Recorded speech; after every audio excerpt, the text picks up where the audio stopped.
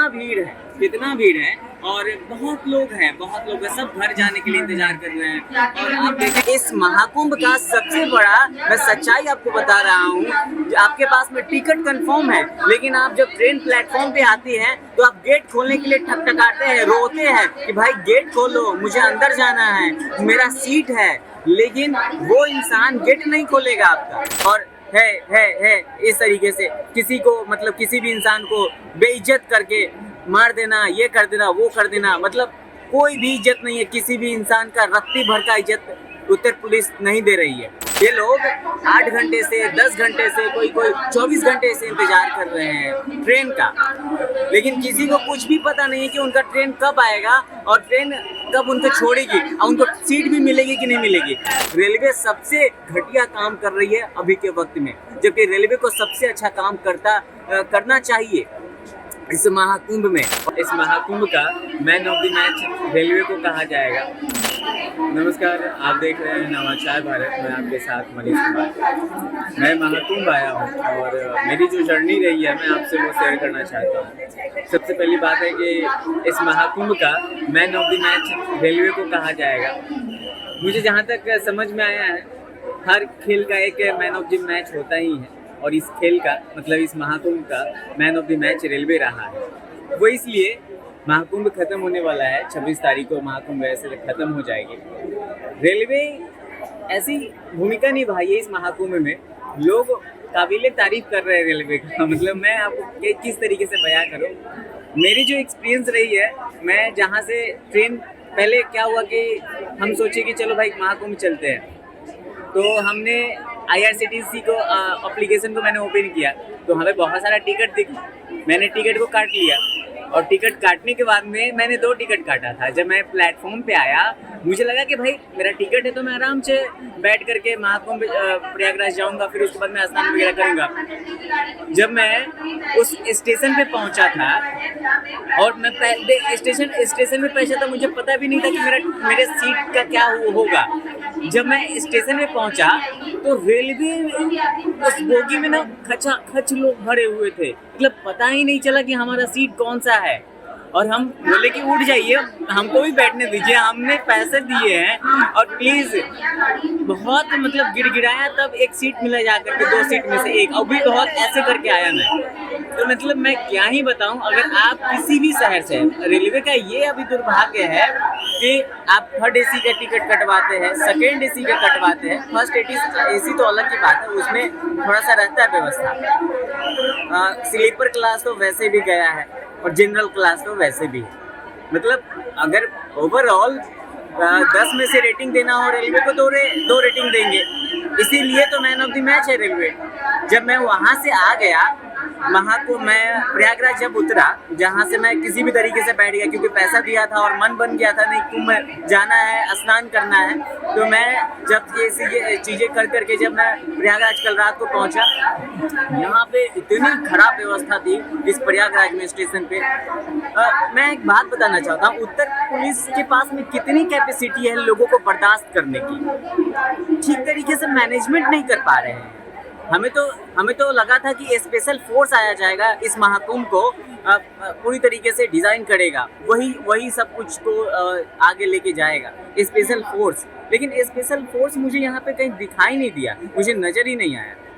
उत्तर police सिर्फ मुझे जहाँ तहाँ दिख रही है, और है इस तरीके से किसी को, मतलब किसी भी इंसान को बेइज्जत करके मार देना, ये कर देना, वो कर देना, मतलब कोई भी इज्जत नहीं है किसी भी इंसान का, रत्ती भर का इज्जत उत्तर पुलिस नहीं दे रही है। मतलब आप अगर श्रद्धालु है, आप आए हैं अगर महाकुंभ में स्नान करने के लिए, आप प्लेटफॉर्म पे, तो सबसे पहली बात है कि आप अगर प्रयागराज में आते हैं तो पहले नंबर प्लेटफॉर्म पे बैठने के लिए बनाया गया है। आप देख रहे हैं, मैं 2रा, 3रा, 4था, 5वां, 6ठा, 7वां जो भी प्लेटफॉर्म है, पहले नंबर के बाद में किसी पे भी आपको बैठने के लिए नजर नहीं आएगा, किसी पे भी। सारे लोग देखिए नीचे बैठे हैं, सारे लोग नीचे बैठे, मैं भी नीचे बैठ के रिपोर्टिंग कर रहा हूँ। ये चीज आपको समझना चाहिए। उत्तर प्रदेश सरकार क्या कर रही है महाकुंभ के लिए? 7500 करोड़ रुपए खर्चा कर दिए, लेकिन व्यवस्था हमें नहीं दिख रही है। किनके लिए वो पैसा खर्च किया गया है? वो इन लोगों के लिए किया गया है या किसके लिए? या VIP या VVIP के लिए किया गया है? मुझे जहाँ तक दिखा कि 7500 करोड़ रुपया वीवीआईपी के लिए खर्चा किया है। इन लोगों के लिए अगर खर्चा किया गया होता तो ये ऐसे प्लेटफॉर्म पे बैठे नहीं रहते, ये स्नान करके आते और चुपचाप घरे चले जाते ट्रेन पकड़ के। लेकिन ट्रेन भी नहीं है, ये लोग 8 घंटे से 10 घंटे से कोई 24 घंटे से इंतजार कर रहे हैं ट्रेन का। लेकिन किसी को कुछ भी पता नहीं है कि उनका ट्रेन कब आएगा और ट्रेन कब उनको छोड़ेगी और उनको सीट भी मिलेगी कि नहीं मिलेगी। इस महाकुंभ का सबसे बड़ा मैं सच्चाई आपको बता रहा हूँ, आपके पास में टिकट कंफर्म है, लेकिन आप जब ट्रेन प्लेटफॉर्म पे आती है तो आप गेट खोलने के लिए ठकठकाते हैं, रोते हैं कि भाई गेट खोलो, मुझे अंदर जाना है, मेरा सीट है। लेकिन वो इंसान गेट नहीं खोलेगा आपका, आपको बैठने नहीं देगा।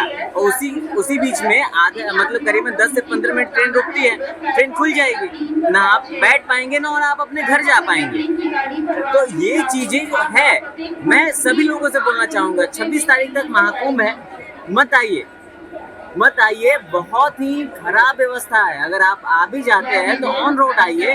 और देखिए, मैं एक बात बता दूं, मैं जेन्युइन रिव्यू दे रहा हूं आप लोगों को, क्योंकि मैंने एक्सपीरियंस किया है। मैं खुद महाकुंभ में स्नान करने के बाद में मैं 8 घंटे से बैठा हूं अपने ट्रेन के लिए। आप घर के औरतों को, बच्चों को नहीं ला सकते हैं। आपको पता है कि अगर कहीं से भी व्यवस्था करके आप आ जाइएगा प्रयागराज में, तो आप कुंभ स्नान अच्छे तरीके से कर लीजिएगा, भीड़ भाड़ में किसी भी तरीके से हो जाएगा। लेकिन रेलवे आपको रुला देगी, रेलवे आपको पूरी तरीके से रुला देगी, बर्बाद कर देगी। आप सोचेंगे कि कैसी भारत की रेलवे सरकार है, कैसी रेलवे व्यवस्था है, न ठीक तरीके से ट्रेन चला रही है, न कुछ भी है, न प्रशासन ठीक तरीके से टाइट व्यवस्था करके रखी है। ये पैसे खर्च हो रहा है तो कहाँ खर्च हो रहा है? मतलब ये चीज सबको जानने वाली है। अरे आप वोटर है, आपको जानने का अधिकार नहीं तो किसको है?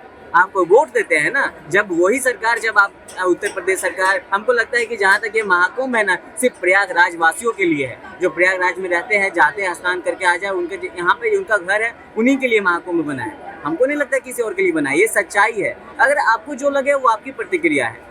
मैं आपके किसी भी धर्म आस्था पे मैं ठेस नहीं पहुंचा रहा हूँ, मैं आवाज़ नहीं, लेकिन जो सच्चाई है मैं उसके खिलाफ मैं बोल रहा हूँ, बता रहा हूँ कि मैंने ये एक्सपीरियंस किया है। रेलवे सबसे घटिया काम कर रही है अभी के वक्त में, जबकि रेलवे को सबसे अच्छा काम करना चाहिए इस महाकुंभ में, और रेलवे को और अच्छा बनना चाहिए। लेकिन रेलवे ने कुछ नहीं किया, कुछ भी नहीं किया। जैसे पहले चलता था उसी तरीके से अभी चल रहा है। तो हमारा ये एक्सपीरियंस रहा है। मैं अपने कैमरामैन साथी से बोलूँगा कि ज़रा दिखाइएगा कितना भीड़ है और बहुत लोग हैं, सब घर जाने के लिए इंतजार कर रहे हैं।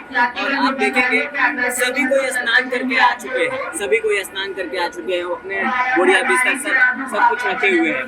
लेकिन ट्रेन का कोई अता पता नहीं है। मैं भी बैठ करके वीडियो बना रहा हूँ, मैं कहाँ खड़ा हूँ, कहाँ जाऊँ। पुलिस वाले ऐसे धक्का मार रहे हैं, वो इधर भगा रहे हैं, वो उधर भगा रहे हैं। मतलब हर चीज़ से पूरी तरीके से आप घिर जाएंगे अगर आप प्रयागराज आते हैं रेलवे स्टेशन पे। तो मत आइए। मेरा यही कहना है कि आप अपने घर पे रहिए, सुबह उठ करके ब्रह्म मुहूर्त में स्नान कर लीजिए, वही आपके लिए बहुत बेटर होगा। मैं जहाँ तक जानता हूँ, घर पे ही रह करके ब्रह्म मुहूर्त में स्नान कीजिएगा तो कहीं ना कहीं वो आपके लिए बेटर ही रहेगा। इससे तो कई गुना अच्छा होगा ना। अपने फैमिली के साथ में रहिए, स्वस्थ रहिए, मस्त रहिए, देखते रहिए नवाचार भारत। मैंने आपको जो इन्फॉर्मेशन बताया वो बहुत ही सही है। अगर आप आना चाहते तो आकर के आप एक्सपीरियंस कर सकते हैं। मैंने जो बोला वो आपको समझ में आ भी जाएगा कि यहाँ के कर क्या हो रहा है। उत्तर प्रदेश सरकार आपको बहुत ही सेवा के लिए बैठी हुई है। आइएगा तो प्रसाद ही आपको परोसेंगे। लीजिए सर, आप आ गए। गाली के नीचे एक भी शब्द का प्रयोग नहीं किया जाएगा, इतना याद रख लीजिएगा। तो बस मैं इतना ही बोलना चाहूँगा। बाकी आप देखते रहिए नवाचार भारत। जहाँ देख रहे हैं सब्सक्राइब और फॉलो का बटन जरूर दबा दीजिएगा। मेरा नाम है मनीष कुमार। बने रहिए, ऐसे ही बहुत सारी वीडियो आपके लिए लेके आएंगे। धन्यवाद।